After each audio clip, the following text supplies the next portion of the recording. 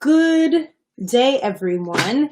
I'm Kristen Tellis-Quay. And I'm Nyama Kwe. And we are Certified Africa. Certified Africa is a travel and lifestyle company that connects the African diaspora to the continent for culture, business, and investment opportunities. And today is Certified Africa Fridays. And we will be talking about...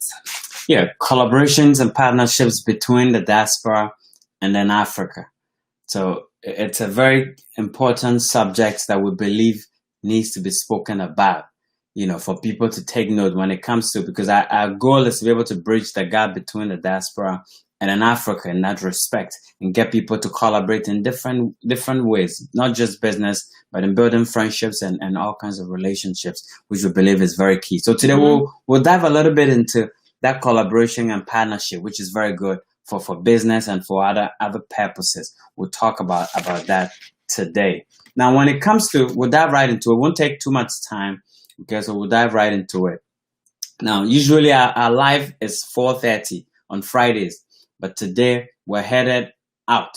So we decided to do an earlier one so it will be on for anybody who joins at 4:30. They can just go and then watch that because we won't be available. All right, so let's move right into it. Now, in talking about collaborations and partnership between Africa and the diaspora, I think it's very key for us to look at, some historic events that makes it very important for people to collaborate. And I mean, you don't need too much examples to be able to know that collaboration and partnership is good, because if you look at all the amazing things that has been built over time, in fact, it was built with a lot of collaboration or through a lot of collaboration and partnerships. In fact, for Black people, even in America, if you look at things like the Black Wall Street, which is a very historic event that we always talk about, it was built by Black people deciding to collaborate and partner to be able to build such an amazing thing. In Africa as well, if you look at all the movements and amazing things that has been done as well, there's always a group of people who decide to come together. And not just people coming together, but nations also historically have come together and have built a lot of amazing things together. Because in Africa we have an adage that when you take out the broom, we have the local broom, when you take one out, it's easy to be broken, but when it's joined together and you try to break it together, it's very difficult. So with that analogy, it tells you that the idea of collaboration and partnership is always good, and it always comes out with a good result. Now, still talking about Africa and collaborations, look at something like the African Union and the African Continental Free Trade Agreement. With that type of agreement and partnership and collaboration, now when you're producing anything in Ghana, you can now take your goods throughout the entire Africa, about 54 countries. That's amazing. And if you look at things like the European Union, these guys have been able to partner and build a strong alliance in the world, and they dominate in a lot of things. So these are all examples of historic partnerships and collaborations that have really helped. And now today we have two strong, I call them nations, which is Africa and then of course the diaspora. I look at the two entities as two nations on their own, although Africa is a continent, but in this context, I look at it as a nation, metaphorically. So Africa and the diaspora, we believe to be able to build Africa and build the, Black wealth, if you like, Africa must be able to collaborate with the diaspora, and the diaspora must be able to collaborate with Africa. And in this collaboration, we have to look at Africa and the diaspora collaboration, that type of partnership. Now, a lot of people travel to Africa to do business, to do all kinds of things, and they have the mindset of doing it on their own. They have that mindset of, okay, I can just go to Africa and then build anything I want to build on my own. That could be a little bit worrying and challenging for most people. Maybe it's possible for people to do it. It could be difficult because historically, we as a people have been people who have collaborated for a long time. And that is the way that culturally, that's the way many times that Africa works. So if we take a Western mindset and try to bring it to the continent, it'll be hard because culturally things are based on relationship. Yes, but things happen with relationships. Yes, and it's funny too that when you even look at amongst other race, just among themselves, they have, of course, they don't like to sometimes collaborate with us, but amongst themselves, they have always found a way of coming together to be able to overtake or you know, I mean, yeah, you can look you at know, to take advantage of other people that are failing to collaborate. You know, think about it. If you look at, I don't want to go into all that. You the look at Asians, you look at Jewish people.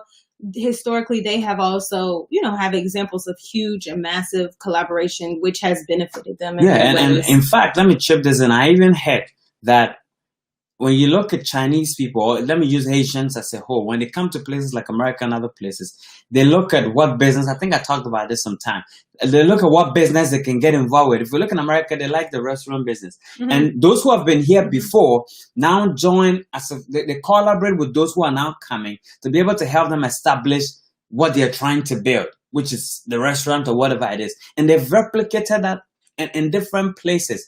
So it's about time that Africa and the diaspora come together to build whatever it is that we're trying to build. When we talk about the diaspora, don't look at us, the entire diaspora.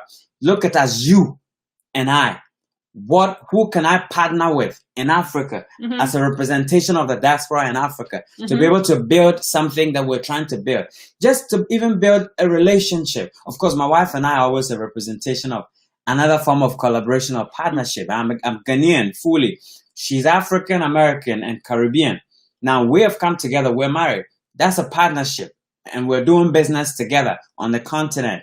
Okay, so that's one way people can partner. But beyond that, there's so many ways, especially in the business space, that anybody who is coming to Africa from the diaspora can find a trustworthy partner that they can partner. So always have that in mind, that Africa diaspora collaboration is very key between the two parties. Now, the second type of partnership, which is also very key, you know, is the diaspora collaboration.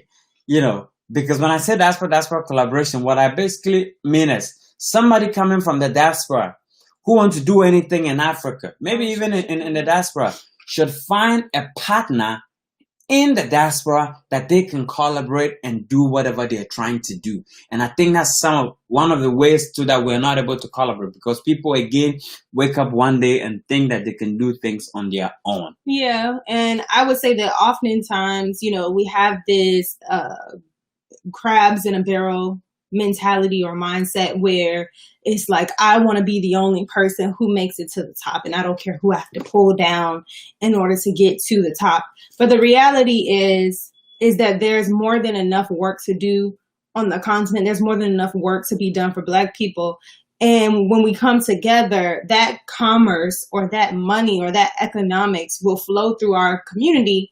And, you know, it shouldn't be that only one person, because they'll never be able to make it to the top without other people anyway. Yes. So, you know, it's important for us to get rid of that mindset. I like the idea of the crab mentality, and Black people have that a lot, and it disturbs us both on the continent and outside.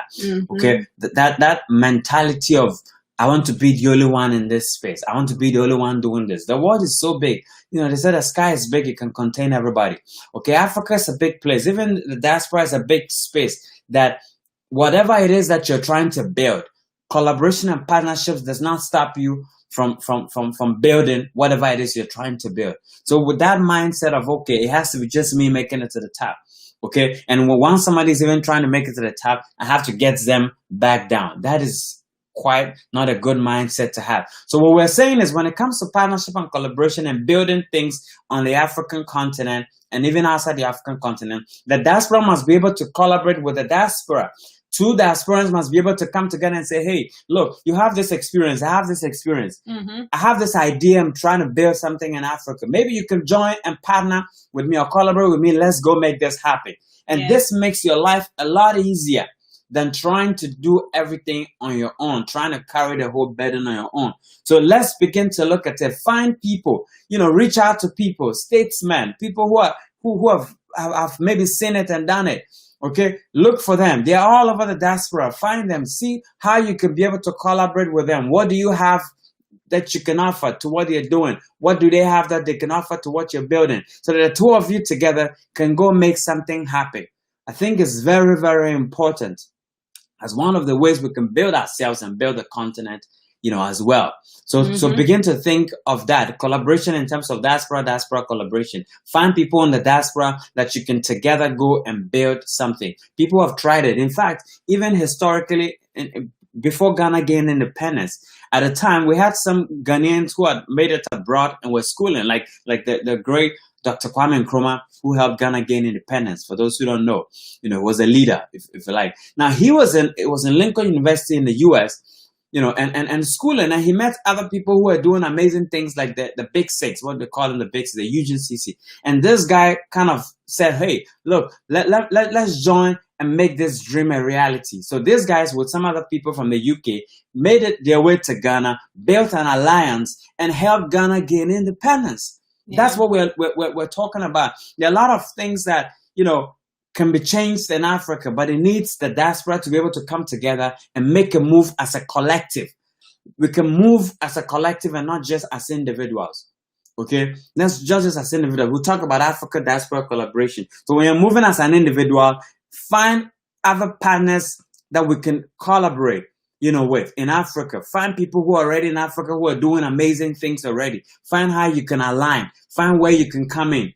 They have an idea, you have an idea. What can we bring together? They can do this, you can do that. Yeah, and I think that's one of the reasons why we were so intent on doing our trips the way that we do them, because we felt like when we have a travel experience that allows for people who have like-minded or who align with purpose or align with what they're interested in, that those partnerships and collaborations would naturally form and occur, and it would give people the ability to start some amazing things. And so, if you have people coming from the diaspora who are interested in entrepreneurship, and then you have people from within the continent who are also interested in entrepreneurship, and we have these events that bring them together. So far, we've had some amazing, collaborations and partnerships that have come out of it. So yes, I mean that's very true. So if you look at the experiences that we have and some of it, and that's, I think beyond that, we need a lot more, a lot more people of such events where people can, like-minded people can get to collaborate. So when you're coming from the diaspora and you find yourself in a space where you have like-minded people, you can find partners, you can find people who are doing things that you want to even buy into, you want to sow into. Sometimes you don't have to start anything from scratch. Find people, a lot of people, look, there are a lot of geniuses in Africa, trust me, who are already building amazing things. You can find them and jump on. And through this type of activities that we find ourselves in. Okay. Now, I see somebody asked a question about that, how you can find people. We'll get right into that. But the last type of partnership that, again, we want to touch on, which is key, is Africa collaboration and partnerships. Now, because I feel like sometimes we in Africa, among ourselves, we're also not able to partner and collaborate among ourselves, which is not a good thing if we want to build strong institutions and build strong businesses and strong relationships. We have to be able to align. We have to be able to find common grounds where, our paths can cross to say, okay, we have our differences, but this is one thing we can agree on. And then we work that one thing out and make it a strength for us. So Africa must be able to collaborate with Africa, because here's what I see. When Africa is able to collaborate with Africa, in other words, if you're in Africa, you have an idea. I mean individuals within Africa. So for instance, Ghana. If 2 people, 3 people, 4 people are able to come together and come up with a common idea and goal, now we're gradually going to have a lot more things that are established that even the diaspora can now partner with solid things that they can buy into. Because now once people come together, they're able to build something solid. Sometimes when people want to put their energy behind something, they want to see that the thing can work. When people have already collaborated on a continent and have established or started something, there's that clear potential for that thing to work. So when you have the diaspora now adding their voice or adding their power, their financial resources, their ideas, their knowledge to it, it makes it blossom rather than maybe one person struggling to build something. So sometimes that Africa collaboration, of course, when I say Africa collaboration, the countrywide one is also part. And that one of course is more of policy. And the African Union is trying their best this time around to have a lot of that, like the Continental Free Trade Agreement. That's a way of countries coming together basically on the continent to partner each other. In terms of diaspora, and then Africa, and then of course the other parts of the other continents, collaboration is already happening. You can just tap into that and be a part of it. Okay, so individuals in Africa who have ideas, who have talents, who have different type of things that can they can align, find common grounds and do something together. I think that will also help in the development and the building of Black wealth in that respect. So these are some of the ways that we believe the diaspora can collaborate. Now, there's one theme that comes across all of this when it comes to partnership and collaboration, which is trust. Trust. Yeah, that's true. Trust. That's true. Note that word, trust. Because one reason why people are not able to collaborate or partner is because of trust. Because this person disappointed that person, and that person did not follow through. This person did not come through. Dishonesty. So all these things create in people's minds. I do think that historically, Black people, especially African Americans, have had a major issue because of trauma and all of the things that we've dealt with slavery and discrimination in America and all of that. I do feel that there has been quite a bit of trust issues, even amongst ourselves. And sometimes we don't even realize it, but we tend to trust other people from other cultures and races more than we do our own, which is, horrible for us as we are trying to advance as a people. I recently had a conversation with a friend of mine, and we talked about how, the concept of susu. Yeah. And how in order to do susu, you have to trust the people that are in your susu circle. If you do not trust the people that are in your susu circle, then the whole establishment of that is very hard to do, because you have to be able to trust to give somebody your money and expect to get it back. And so historically, he was saying how he hadn't seen many African Americans be involved with that because of the trust issues. They don't trust the people that they're in the dealings with. They figure, what if that pot gets, to 10,000 and then that person takes off with all of the money? And that's exactly what I'm talking about. Even in Africa, I remember there have been instances where during the susu, those who come and collect the money from everybody, they have actually taken off and they've been nowhere to be found. So now stories get around and say, hey, look, they can take away with your money. So now people who now should be able to collaborate and partner and sow into such an initiative that is good, now they have that fear mindset because of what other people may have done to do away with the trust element. So that is very key. So all of us are responsible to do things that builds the trust that we have among ourselves, so we can be able to collaborate and partner. And you're talking about African Americans and not being able to trust ourselves with susu. In Africa as well, we have our own tribalism and things like that, which we leave that for another day. But the idea of tribalism, this person is not in my particular tribe, so because of that, I don't trust them. I can work with them. Now, these are some of the things that sets us back many years. You see, it sets us back. So we have to be able to always find common grounds, whether they are my tribe or they are not in my tribe. What common grounds can we find that we can be able to collaborate and work together and build something together? And I do think that we need to go back to the original spirituality that we once had, and understanding the way that the universe works and the way that the world works, in that if somebody crosses you, they will eventually, there's something called karma. They will eventually be dealt with in the right manner or the right form. And if we understand that there are limitless opportunities, that there's limitless money in the world, that there's limitless, everything for us, then we will not get, so hung up on losing that one thing, because we know that the universe will take care of that person who's done that to us. And we know that in due time, that money will come back to us. Sure. But when we have a scarcity mindset, I do feel like if you go into that, those things will continue to happen to you. Yeah, because you're always thinking about the little that is about to leave, and that is stopping you from being able to trust the process because of maybe something that have occurred before. But sometimes we need to be able to freely, of course you do due diligence, but then at least sometimes we need to have some internal trust. Yes, we shouldn't let fear keep us from building. Exactly. That is very true. And it's true. It's not to say that other cultures and other races are not getting crossed by their own people. They do. But they move on with it, and they don't take it personal, and they understand that one person's mistake does not mean that their whole entire race affect the collective. Exactly. I think these are some of the things that we must learn if we're going to be able to collaborate. And let me give you an example. There's a man I listened to recently on Face to Face Africa, Dr. Suarez, if I got the name right. And he talked about trust and doing, he's African American, trust and doing business in Africa. He's been doing business in Africa for a very long time. And he talked about meeting a young lady who had a lot of potential in Africa, and he kind of sewing into her and the things that she was doing. And over the years, she's now built this strong trust relationship between the lady and himself. And now the lady handles almost all his businesses that he does on the African continent and even outside of the African continent. Just finding that one person that you can build trust with.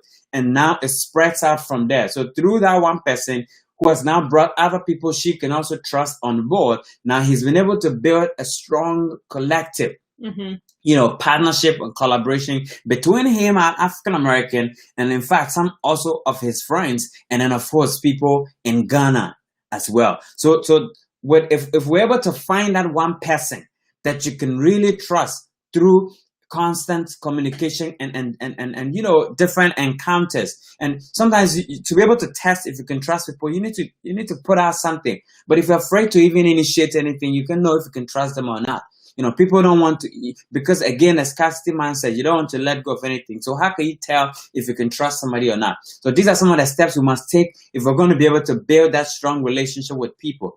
You can't be able to find out everything as to whether you can trust people or not. But you need to get to a point where you say, look, I can trust my brothers and sisters in Africa. And my brothers and sisters in Africa should be able to trust me as well, that we can come together and build something solid. If there's something goes wrong and maybe somebody misses or plays it without trust, that's fine. It's one of those things. Okay, it's a lesson learned, but we'll move on. It shouldn't stop us from being able to collaborate and make progress. Because I'm telling you, if you're going to build anything in Africa, it's very key that you find a way of collaborating. Especially if you're from the diaspora, find a way of collaborating with people on the continent. It's very key. That's how we can build strong institutions and also strong businesses on the continent. Let me see. We have some comments and questions. Let me see. If you have comments or questions, just place them below. It says Africa must collaborate with the diaspora. The diaspora must collaborate with Africa. Exactly what we're talking about. Africa must be able to collaborate with the diaspora. The diaspora must, and this goes beyond individuals to institutions. They have to be able to have that type of collaboration. Of course, if you look at Ghana, for instance, beyond the return and of course the year of return, they're doing their best to collaborate with a lot of people, a lot of companies to be able to build this movement and this agenda, which is very great. And that's what we should be doing overall, even among ourselves as people. Diasporans must be able to collaborate. Africans must be able to collaborate. Then we can now cross-collaborate. Okay, let me look at the next comment. This one says, Black people can go so far if we come together. That's very, very, very true. This one says, it says, how do you find a partner to collaborate with if you don't have prior relationship with people on the continent? Now, here's one way I think you can do that. First of all, now you don't always have to be in a continent to find relationships, to build relationships. Now, online today, there are a lot of platforms where you have a lot of people who are part of those platforms, a lot of groups that you have to do your research. You have to reach out. Of course, you can reach out to Certified Africa. There are a lot of organizations that are trying to bridge the gap between the continent and the diaspora. Find these communities and be part of them. That's how you can meet like-minded people even before you visit a continent. But it's always very key. You can live here, you can be in America or be in the UK, Germany, wherever, or Canada, and try to build alliance and relationships. But it's always key for you to make a move to the continent. Like take a step and travel. Go to the continent. When you go to the continent, find people who are doing different things. Find different spaces that you can go into, meet people, talk to people, communicate with people. Don't be afraid to send an email. Don't be afraid to send a direct message. Whatever you need to do to get in contact with the person. If they don't respond, keep trying. Find new people you can reach out to. So that's how you can be able to find people you can trust. And then once you have that relationship and that conversation going, you will find that one person. Sometimes you need just one. When you have that one, it now connects you to several other people you can trust. Because when I'm able to trust this one person, I bet you they have a lot of people they also trust. And that's how you move. Gradually you're going. So it starts from one, then it goes to two. So find that one person, but you have to make the move to the continent. Go there, talk to more people. You can start from here, but go there and engage more people when it comes to doing anything on the continent. So that's how you can be able to build this relationship. There's one. It said, do you have examples of those organizations?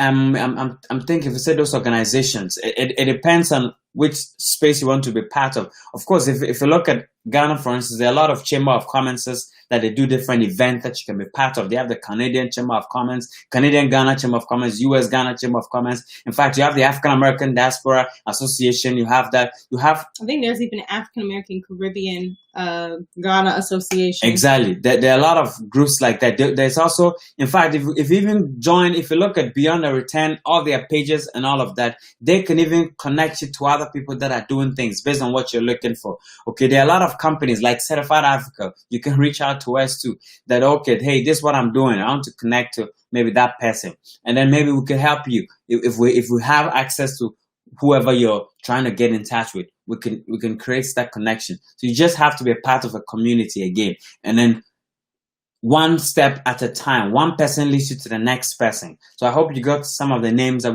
we've thrown out. You need just one. That one is going to now lead you to others. That's how it works. One is going to lead you to others. And this cuts across. Some of the things we mentioned had to do with Ghana, but it cuts across the African continent. You can reach out to people from Gambia. You can reach out to people from different places. Sometimes you need just one. You know, in Gambia, I know Black Acres of Gambia. When you reach out to them, you connect with them. They can now lead you to other resource people, other people that they also trust, that you can build partnerships. Okay. Thank you. So yeah, you're welcome. So I think we'll end by saying that one of the ways that we're going to be able to build our continent and our Black race is through collaboration and partnerships, pure and simple. Yep. And when you want to do anything when it comes to Africa, it's good for us to be able to collaborate in order to make that a reality. It's very key and very important. And we have to be able to be honest with ourselves and the people that we're dealing with, so the trust is not lost among ourselves. And it's up to you and I to be able to make that a reality. Now, before we leave, I'll throw in this. Now, Africa, one thing that I've realized that people can come together to build or to solve is sanitation. I've talked about this before, sanitation. Find people you can collaborate with who are passionate about sanitation. Collaborate, partner, and come to Africa, come to Ghana, and see how you can solve part of that problem. And you'll go a long way to help the continent, and in fact, bigly, for the most part, help you yourself. Yeah, very key. I'll never forget that we were actually on a trip. Sorry, we had an interruption there. But I'll never forget, we were on a trip and we saw a group of Asian people. They were in Jamestown. Yes. And they were picking up trash and looking at trash, and they were all dressed in business suits.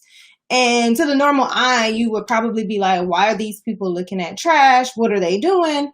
But those people were there with a business eye, and they were there for a bigger they were trying to find a problem they could solve. Because what I was thinking was, they're picking up all those straws. They're trying to find out what they could actually create through recycle through the things that you're finding along. And it was along the beach area, that they were doing this. So that's how we could look at it in terms of sanitation. Let's come together and see what we can solve. You can solve a problem, and then also utilize that to do something else and recycle. All right, so we appreciate you all for joining. You can follow us on social media, YouTube, Instagram, and Facebook at Certified Africa. And if you haven't, you can subscribe to our YouTube channel. Please do subscribe to our YouTube channel. If there is a topic that you want for us to touch on or talk about, send us a direct message or send us an email. We'll be happy to discuss it. We appreciate you all always for supporting Certified Africa. We call you our move makers.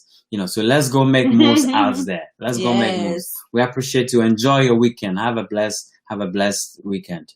Bye. All right. Bye-bye.